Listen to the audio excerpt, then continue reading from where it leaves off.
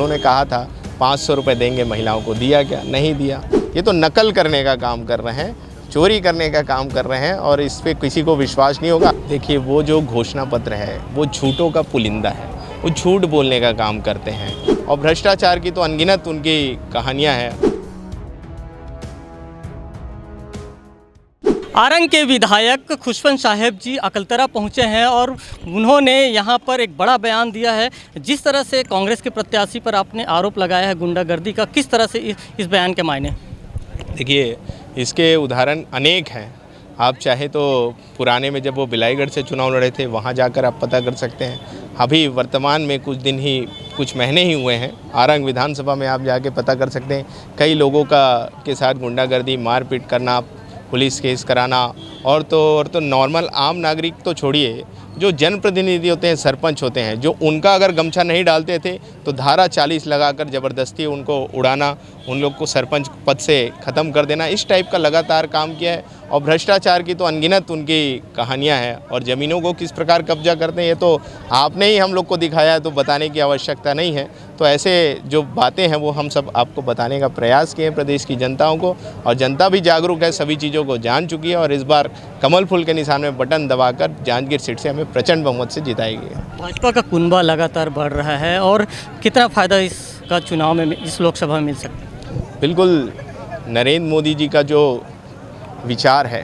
नरेंद्र मोदी जी का जो काम है और हमारे भारतीय जनता पार्टी का जो सोच है राष्ट्र हित का, उससे लोग प्रभावित होते जा रहे हैं और प्रभावित होकर जुड़ते चले जा रहे हैं। हमारी संगठन बढ़ते जा रही है और इसी से हम सबको अंदेशा लगते जा रहा है कि इस बार देश में फिर से प्रधानमंत्री नरेंद्र मोदी जी बनेंगे और देश का उन्नति और विकास होगा उनके नेतृत्व में। अपने मंच से नरेंद्र मोदी जी की तारीफ करते हुए ये कहा कि जब वो विदेश में जाते हैं तो वहाँ के राष्ट्राध्यक्ष उनके पाँव छूते हैं, इस बयान के क्या मायने? देखिए, आपने कई बार देखा होगा कि जब वो ऑस्ट्रेलिया गए थे तो उन्हें बॉस कर सम्मानित कर रहे थे, और एक देश था जहाँ वो गए थे तो उन्हें पैर छूकर प्रणाम करने का काम कर रहे थे। तो देश का मान सम्मान बढ़ रहा है। जब हमारे देश के प्रधानमंत्री को कोई बॉस बोलेगा तो हम सभी देशवासियों का सीना चौड़ा होता है कि हाँ, हमारे देश के प्रधानमंत्री का इतना सम्मान है। और पहले के जो प्रधानमंत्री थे हम देखते थे कि पीछे पीछे चला करते थे, लेकिन आज हम सबको गर्व है कि हमारे प्रधानमंत्री इतना अच्छा काम कर रहे हैं।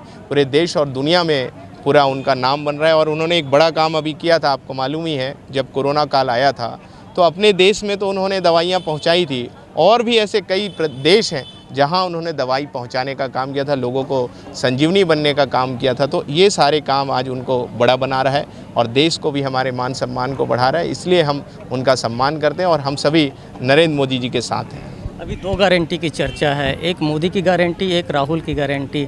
किस तरह से देख रहे हैं इस चुनाव में? देखिए, जो कांग्रेस की गारंटी, अब हम इसी प्रदेश की बात करते हैं, उन्होंने कहा था 500 रुपये देंगे महिलाओं को, दिया क्या? नहीं दिया।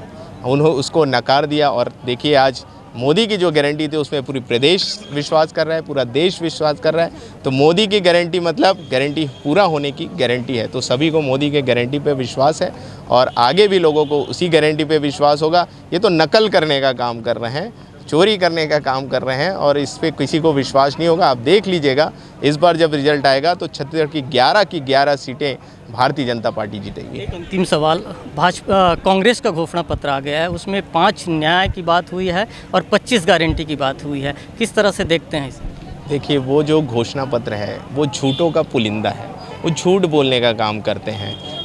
कोई काम को उनको पूरा करना तो है नहीं, क्योंकि पहले जब उन्होंने बहुत सारे घोषणा किए थे, किसी भी घोषणा को तो उन्होंने पूरा नहीं किया। 36 वादे किए थे, एक भी वादा उन्होंने पूरा नहीं किया, लोगों को ठगने का काम किया है। और तो और गरीब लोगों का आवास रोक दिए थे। जो नरेंद्र मोदी जी का जो सपना था कि कोई भी गरीब कच्चा मकान में न रहे, ऐसे कामों को भी रोकने का काम किया था। तो ऐसे गारंटी पे, ऐसे घोषणा पत्र में कौन विश्वास करने वाला है? कोई, छत्तीसगढ़ की जनता तो बिल्कुल विश्वास नहीं करेगी और इस बार भारतीय जनता पार्टी को प्रचंड बहुमत से जिताएगी।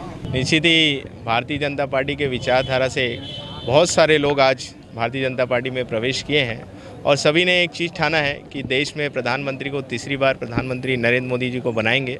और प्रदेश में आप देख ही रहे हैं कि जब से छत्तीसगढ़ भारतीय जनता पार्टी की सरकार बनी है तो लगातार लोग प्रवेश कर रहे हैं और सभी ने संकल्प ले लिया है कि इस बार फिर से हम 11 की 11 लोकसभा सीट को जीतेंगे हमारे छत्तीसगढ़ के, और विशेषकर जांजगीर लोकसभा सीट को प्रचंड बहुमत से जीतने का सभी ने संकल्प लिया है और इसके लिए लगातार आयोजन चल रहा है।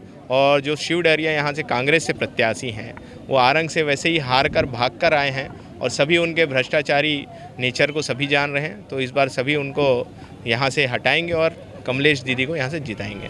देखिए, वो तो बढ़ना ही है, क्योंकि सब जानते हैं कि डूबती नाव है वो कांग्रेस पार्टी। तो हर कोई उस नाव में सवार करना चाहता है, जो पार लगा सके उस नाव में सभी बैठने चाहते हैं।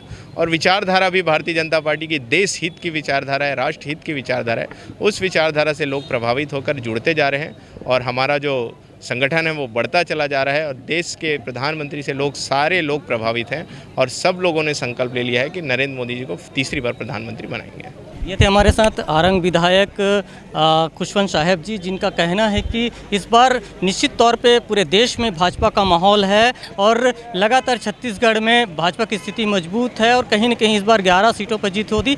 साथ ही साथ उन्होंने जांजगीर चांपा के कांग्रेस प्रत्याशी शिव डहरिया पर भी करारा प्रहार किया है और उन्होंने कहीं न कहीं गुंडागर्दी की बात कही है और ये भी कहा है कि लगातार कांग्रेस गलत काम करती रही है, जिसकी वजह से यहाँ पर जनता ने विधानसभा में सबक सिखाया और लोकसभा में भी जनता भाजपा के साथ है। राजकुमार साहू, IBC 24, जांजगीर।